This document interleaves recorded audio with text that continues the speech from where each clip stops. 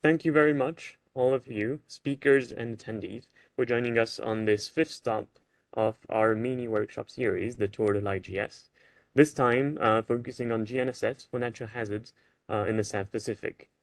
Um, in this introductory presentation, I'll quickly go over and define disaster risk reduction and a few GNSS techniques we're interested in. I'll give a quick two examples on the GNSS tech or ionospheric monitoring, namely the two uh, dramatic events last year, the Tonga volcanic eruption, and the extremely devastating recent earthquakes in Turkey. I'll give also a quick note on the task force we've worked together inside the International Committee on GNSS from the United Nations, and then go over the workshop guidelines and housekeeping notes, as well as the agenda we have today. First, the UN Office for Disaster Risk Reduction defines it as preventing new and reducing existing disaster risk and managing the residual risk that exists after one. In terms of disaster, we can list the usual set of natural hazards: earthquakes, storms, floods, tsunamis, wildfires, volcanic eruptions, but also space weather or extraterrestrial events such as solar storms or coronal mass ejections.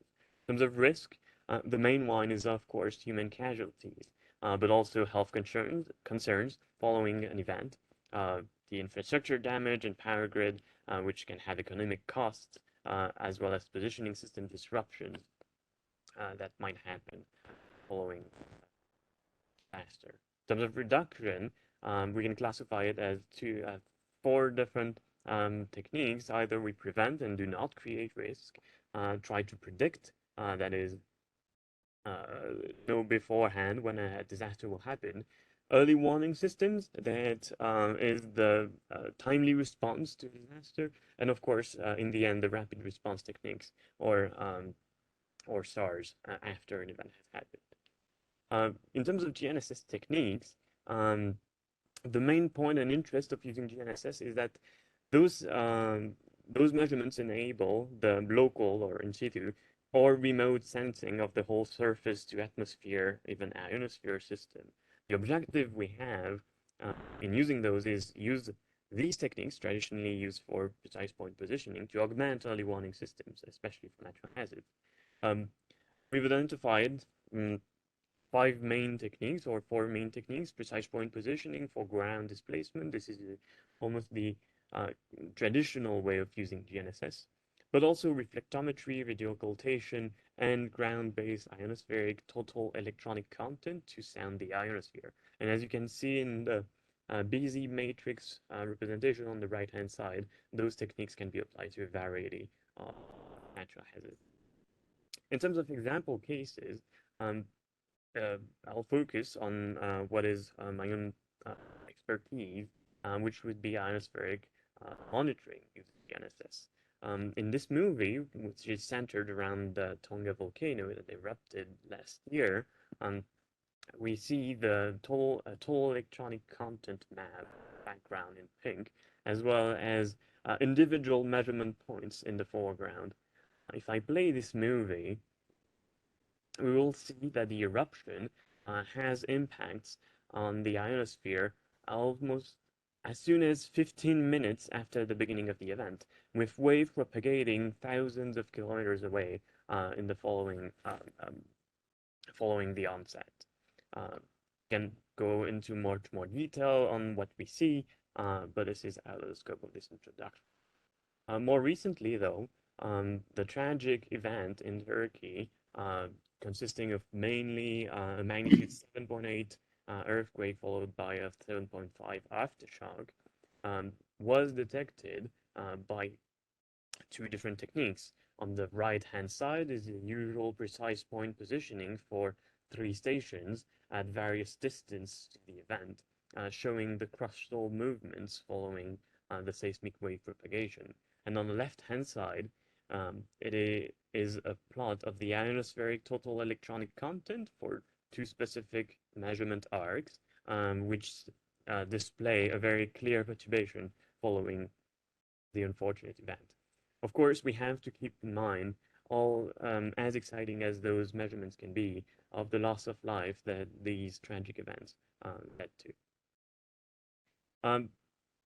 Another introduction and quick note I want to mention is that within the United Nations International Committee on GNSS, ICG, a task force for this very specific topic was created 6 months ago in October 2022.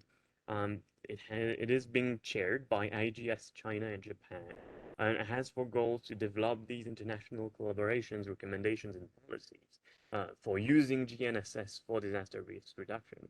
Establish as well science goals and science connections relevant to the various agencies, space agency, but also academic institutions to foster more and motivate progress.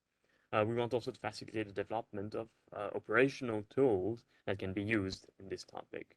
We will have a kickoff meeting on February 28th from 11 p.m. to midnight UTC. And if you are interested in joining this, please contact us at the IGS Central Bureau to be included in the mailing list. Now to move on to the workshop guidelines applicable to both the speakers and the attendees. Please make sure you are using a first and last name so that we can address you properly. Turn off your camera and microphone during presentation, but most of the time indeed, to avoid spurious perturbations and bandwidth issues. Use the raise hand feature or the chat, which we will monitor to ask questions or make feedback. We will read that very carefully. And please follow the IGS Code of Conduct, namely the reminder email that we've sent. This meeting is being recorded for your information and will be made available on the International GNSS Service YouTube channel after this event. Finally, an online group picture, quote unquote, will be taken just before the break. And for this, we'll essentially ask everyone to turn on their camera, a couple screenshots for posterity. The code of conduct, I won't read through this giant slide, but you can find it again in the reminder email.